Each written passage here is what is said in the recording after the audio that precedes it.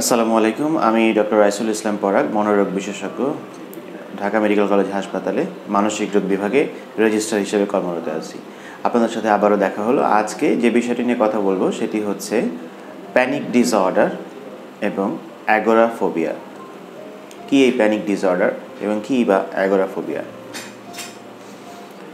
আমাদের চলতে ফিরতে স্বাভাবিক জীবনে আসলে প্রায়ই আমরা অস্থিরতার সম্মুখীন হই, যেটা খুব স্বাভাবিক। কোনো কিছু নিয়ে টেনশনে পড়লে, কোনো কিছু নিয়ে বিপদে পড়লে বা কোনো কিছু নিয়ে একটু ঝামেলায় পড়লে আমরা অস্থিরতা অনুভব করি, বুক ধড়ফড় করে, অশান্তি হয়, টেনশন হয়, মাথা ঝিমঝিম করে, শরীর হাত পায়ে ব্যথা করে, গলা মুখ শুকিয়ে আসে, হুইচ ইজ ভেরি নর্মাল, খুব স্বাভাবিক। কিন্তু যদি এমন হয় আপনার মধ্যে কোনো চাপ নেই, কোনো কিছু নিয়ে বিশেষ চাপে ভুগছেন না, কোনো কিছু নিয়ে জটিলতায় পড়েননি, কিন্তু হঠাৎ এমন এক পরিস্থিতির উদ্ভব হলো যেগুলোর মধ্যে বেশ কিছু সিমটম দেখা যায়। যেমন আপনার মাথাটা ঝিমঝিম করে উঠলো, যেমন সেই সাথে আপনার গলার কাছটা মনে হচ্ছে চেপে আসছে বা আটকে আসছে, কোনো একটা কিছু আটকে যাচ্ছে গলার ভিতরে, অথবা তার সাথে যোগ হচ্ছে বুকে ব্যথা, বুক ধড়ফড় করা, শ্বাসকষ্ট ভাব, দম বন্ধ বন্ধ হয়ে আসা ভাব, পেটের ভিতরটা কেমন মোচড় মেরে ওঠে, বমি বমি ভাব, এবং হাতে পায়ে একটা ঝিমঝিম অনুভূতি, কারো কারো খুব শীতল অনুভূতি হতে পারে বা খুব গরম একটা অনুভূতি হতে পারে, মনে হচ্ছে কান দিয়ে গরম বাতাস বের হচ্ছে, শরীরে কোনো পাশ বুঝে অবশ হয়ে যাচ্ছে, অথবা মনে হচ্ছে আমার সামনে যা যা দেখছি কেমন যেন নির্জীব, এগুলো যেগুলো প্রাণ, মানে যেই সমস্ত কিছুতে প্রাণ আছে সেগুলোতে মনে হচ্ছে যে এগুলো প্রাণহীন কোনো বস্তু বা কোনো কিছু, অথবা আমি আমার মধ্যে নেই, আমার মধ্যে থেকে আমার আত্মাটা বের হয়ে গেছে, আমি কেমন যেন নির্জীব অনুভব করছি। এবং সেই সাথে চরম বা প্রচণ্ড মৃত্যু ভয়, হঠাৎ করে মনে হচ্ছে যে এখন বুঝি আমি মরেই যাব, মরণ আমার এসেই গেছে এবং এই বুঝি জানটা বের হয়ে গেল। এই যে সিমটমগুলো বললাম এর মধ্যে যে কোনো চারটা যদি প্রেজেন্ট থাকে বা উপস্থিত থাকে, এবং এটা একটা সাময়িক সময়ের জন্য, এবং এটা সাধারণত বলা হয় যে 10-12 মিনিটের মধ্যে পিকে উঠে যায়, সর্বোচ্চ মাত্রা তীব্রতাটা পৌঁছে যায়, এবং এটা 20-30 মিনিটের মধ্যে আবার ঠিক হয়ে যায়। এই যে হঠাৎ করে একটা অস্থিরতা, এই সামগ্রিক সমস্ত সিমটম যেগুলো বললাম এগুলোর মধ্যে যে কোনো চারটার উপস্থিতি এবং প্রচণ্ড মৃত্যু ভয় যে এখন আমি মরেই যাব, এইরকম সিমটম হঠাৎ হলে সেই রোগকে আমরা বলি প্যানিক অ্যাটাক। এই প্যানিক অ্যাটাক নিয়ে অনেকের মনে অনেক ভয় আছে, বারবার অনেক সমস্যায় পড়তে হয়েছে, মাঝরাতে এমন অ্যাটাক হয়েছে বারবার ইমার্জেন্সিতে যেতে হয়, এমনও অনেকে আছে যে প্রায় গত 2-3 মাসে 12-13 বার ইসিজি করে ফেলেছে। প্রত্যেকবার হাসপাতালে যায়, প্রত্যেকবার ইসিজি করা হয়, সমস্ত পরীক্ষা নিরীক্ষার রিপোর্ট দেখা যায় নর্মাল।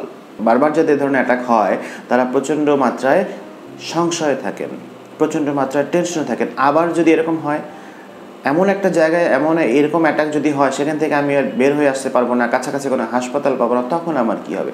সবসময় মনের মধ্যে একটা অজানা সংখ্যা কাজ করতে থাকে, কখন আবার এরকম অ্যাটাক ঘটবে। এবং কখনো কার্ডিওলজিস্টের কাছে যান তারা, কখনো অন্যান্য বিভিন্ন ডক্টরের কাছে যান। অনেকেই শুরুতে বুঝতে পারেন না এটা মানসিক রোগের লক্ষণ বা এটা একটা প্যানিক অ্যাটাক। তাহলে কি এই প্যানিক অ্যাটাকের ব্যাখ্যা? কেন হয় প্যানিক অ্যাটাক? প্যানিক অ্যাটাক বলা হয়ে থাকে আপনি খুব কোনো কিছু টেনশনে থাকলেও হতে পারে, কোনো টেনশন ছাড়াও হতে পারে। এটা বায়োলজিক্যাল কিছু ব্যাখ্যা আছে।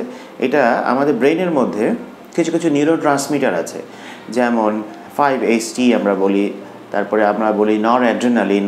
এই সমস্ত কিছু নিউরোট্রান্সমিটার হঠাৎ করে ব্রেনের মধ্যে থেকে বেশি বেশি রিলিজ হওয়া শুরু করে। রিলিজ হলেই এই ধরনের সমস্ত লক্ষণ হঠাৎ করে চলে আসে এবং তখনই শুরু হয় ঝামেলা বা প্যানিক অ্যাটাক, যেটা একজন মানুষকে প্রচণ্ডভাবে ভয়ার্ত করে ফেলে। এই প্যানিক অ্যাটাকের আরও কিছু কারণ আছে, যেমন হঠাৎ কোনো একদিন কোনো এক জায়গায় এমন ধরনের একটা শ্বাসকষ্ট অনুভূতি শুরু হলো, সেই অনুভূতির সূত্র ধরেই সেখান থেকে সেই জায়গাটার সাথে সে অ্যাসোসিয়েট করে ফেলে যে না, আমার এরকম বদ্ধ একটা রুমে বা এই জায়গাটায় প্রচণ্ড ভিড়ের মধ্যে আমার একটা এরকম সিমটম হয়েছিল।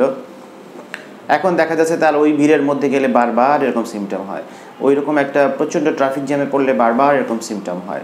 এই সমস্ত কারণেও বারবার প্যানিক অ্যাটাক হতে পারে। এগুলোকে আমরা বলি যে কিছু ট্রিগারিং ইভেন্টস বা ট্রিগারিং কিছু সিচুয়েশন, এই সমস্ত জায়গায় বারবার প্যানিক অ্যাটাক হতে পারে।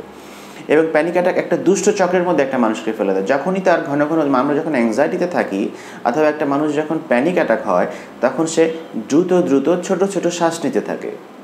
সেই দ্রুত ছোট ছোট অগভীর শ্বাস যদি নিতে থাকি আমরা, তখন হয় কি ব্রেইনে কার্বন ডাই অক্সাইডের কনসেন্ট্রেশন কমে যায়। যখনই কমে যায় তখন হয় আরেক বিপত্তি। তখন কি হয়, তখন মাথাটা ঝিমঝিম করে ওঠে, তখন যেটা হয় যে হাত পায়ে ঝিনঝিন অনুভূতি হয়, শিনশিন অনুভূতি হয়, শ্বাসকষ্ট হয় এবং অনেক সময় অনেকে ফেইন্ট হয়ে যায় বা অজ্ঞান হয়ে যায়, এই ধরনের অনুভূতি হয়। তখন আরও অস্থিরতা বেড়ে যায়, কী ব্যাপার, আমার শারীরিক এত কষ্ট হচ্ছে কেন, সেটা বুঝতে না পেরে আরও বেশি ছোটো ছোটো শ্বাস নেয়, আরও বেশি জোরে জোরে শ্বাসকষ্ট হতে থাকে, দ্রুত দ্রুত শ্বাস নিতে থাকে। তখন একটা দুষ্ট চক্রে পড়ে যায়, চক্র থেকে আর বেরিয়ে আসা খুব মুশকিল হয়ে যায় আসলে ওই মুহূর্তে। এবং এই প্যানিক অ্যাটাকের সাথে আরেকটি বিষয় খুব ওতপ্রোতভাবে জড়িত। বেশিরভাগ প্যানিক অ্যাটাকের রোগীরাই আরেকটি সমস্যা নিয়ে আমাদের কাছে আসেন, যে সেটাকে আমরা বলি অ্যাগোরাফোবিয়া। কি এই অ্যাগোরাফোবিয়া? এটা এক ধরনের স্পেসিফিক ফোবিয়া। মানুষের ফোবিয়া বলতে আমরা বুঝি যে কনস্ট্যান্ট বা পারসিস্টেন্ট একটা কোনো কিছু নিয়ে ভয়ে থাকা এবং সেই জিনিস থেকে অ্যাভয়েড করা, সেই পরিস্থিতি থেকে নিজেকে সবসময় অ্যাভয়েড করে রাখা, এটা হচ্ছে ফোবিয়া। এটা হচ্ছে একটা ফোবিয়া অনেক রকম ফের আছে, তবে এই অ্যাগোরাফোবিয়া একটা স্পেসিফিক ফোবিয়া।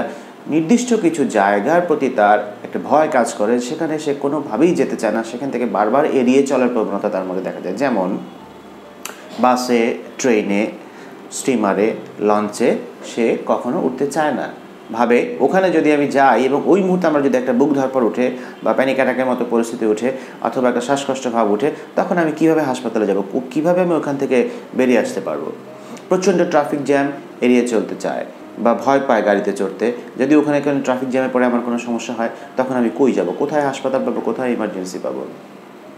খুব খোলা জায়গায় যেখানে অনেক জনসমাগম, বড় মার্কেট অথবা কোনো বিয়ে শাদীর প্রোগ্রাম, অনেক লোকজন, ভিড় ভাট্টা, বা অথবা কোনো বাজারের মধ্যে গেল, এই সমস্ত জায়গায় সে সহ্য করতে পারে না এবং তার প্রচণ্ড মাত্রায় ভীতিকর পরিস্থিতির সৃষ্টি হয় এবং সে এড়িয়ে চলতে চায়। অথবা কোনো লম্বা লাইন, সেই লাইনে সে যেতে চায় না। এরকম বেশ কিছু পরিস্থিতিতে থেকে নিজেকে গুটিয়ে রাখে। আগে থেকেই সে অ্যান্টিসিপেটরি একটা অ্যাংজাইটি তার মধ্যে কাজ করে। আমি যে ওখানে যাব, ওখানে যাওয়ার পর আমার কী হবে, আমি যে এই প্লেনে উঠবো, ওঠার পর তো একটা যদি শ্বাসকষ্ট ভাব মনে হয়, বা ওখানে যখন একটা হার্টের যদি কোনো পালপিটেশন হয় বা আমার হার্টে কোনো সমস্যা, আমি কেমন তখন ডাক্তারের কাছে যাব। আগে থেকে অ্যাংজাইটিতে ভুগতে থাকে এবং ওই জায়গায় গেলে তার সমস্যাটা বেড়ে যায়। এই অ্যাগোরাফোবিয়া প্যানিক অ্যাটাকের সাথে থাকতে পারে, আবার আলাদাভাবে অ্যাগোরাফোবিয়া নিয়ে অনেকেই আমাদের কাছে আসেন। এই অ্যাগোরাফোবিয়ার কারণও প্যানিক অ্যাটাকের মতোই আমরা ব্রেইনের কিছু মেকানিজম যেটা ব্যাখ্যা করতে পারি। পাশাপাশি এই অ্যাগোরাফোবিয়া আসলে আমরা যেটা বলতে চাচ্ছি, অ্যাগোরাফোবিয়া আসলে শুরু হয় একটু মিড-20s দিকে, একটু 20 থেকে 30 বছরের মধ্যে শুরু হয়, বা 30 থেকে 40-এর মধ্যে দেখা যায় যে আরও বেশি মাত্রা থাকে এই অ্যাগোরাফোবিয়া।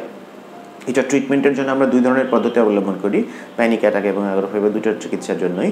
একটা হচ্ছে সাইকোলজিক্যাল এবং একটা হচ্ছে ফার্মাকোলজিক্যাল বা ওষুধের মাধ্যমে। সাইকোলজিক্যাল ট্রিটমেন্টের মধ্যে আমরা রোগীকে কিছু প্রথমে আশ্বস্ত করি, তাকে বোঝাই তার মধ্যে যে কগনিটিভ ইরর আছে, তার মধ্যে যে এরকম একটা ভ্রান্ত ধারণা সৃষ্টি হচ্ছে ওখানে গেলেই আমার বুক ধরপড় করে উঠবে, ওখানে গেলেই দম বন্ধ হয়ে যাবে, ওখানে গেলেই কোনো বিপত্তি হবে, সেটা তাকে আমরা আশ্বস্ত করি যে না, আপনি এইভাবে অ্যাসোসিয়েট করে ফেলেছেন, ওই জায়গায় প্রথম আপনার এরকম হয়েছিল, তো এখন তার মানে যে বারবার হবে তা না। সেই সাথে রোগীকে আমরা রিল্যাক্সেশন এক্সারসাইজ শেখাই। ওই যে ছোটো ছোটো শ্বাস নেন, শ্বাস নিলেই যে তার মধ্যে একটা অস্থিরতার সৃষ্টি হয়ে যায়, শারীরিক আরও অস্থিরতা বেড়ে যায়, ওই শ্বাসের প্রক্রিয়াটাকে আমরা ভেঙে ফেলতে চাই। কীভাবে সাইকেলটাকে ব্রেক করতে চাই, তাকে আমরা অ্যাবডোমিনাল ব্রিদিং শেখাই।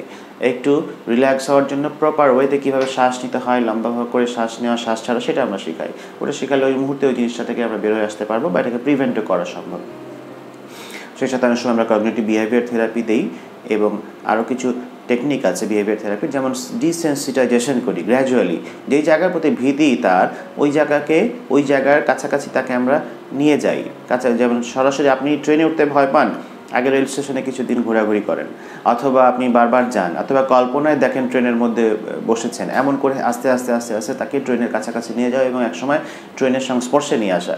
যেই গ্র্যাজুয়ালি এক্সপোজার দিলে এই সমস্ত ভীতিকর পরিস্থিতি থেকে সে আস্তে আস্তে উতরে যেতে পারবে। সেই সাথে আমরা ওষুধের এখানে একটি বড় ভূমিকা আছে। আমরা SSRI জাতীয় ওষুধ দিই, অল্প মেয়াদি কিছু বেনজোডায়াজিপিন জাতীয় ওষুধ দিই। এই দুইয়ের কম্বিনেশনে প্যানিক অ্যাটাক এবং অ্যাগোরাফোবিয়া প্রায় সম্পূর্ণ সুস্থ হয়ে যায়। আশা করছি আমার এই বক্তব্য আপনাদের অনেকেরই কাজে লাগবে এবং অ্যাওয়ারনেস বাড়াতে অনেক হেল্প করবে। পরবর্তীতে আবার দেখা হবে অন্য কোনো একটি বিষয় নিয়ে। ধন্যবাদ, ভালো থাকবেন।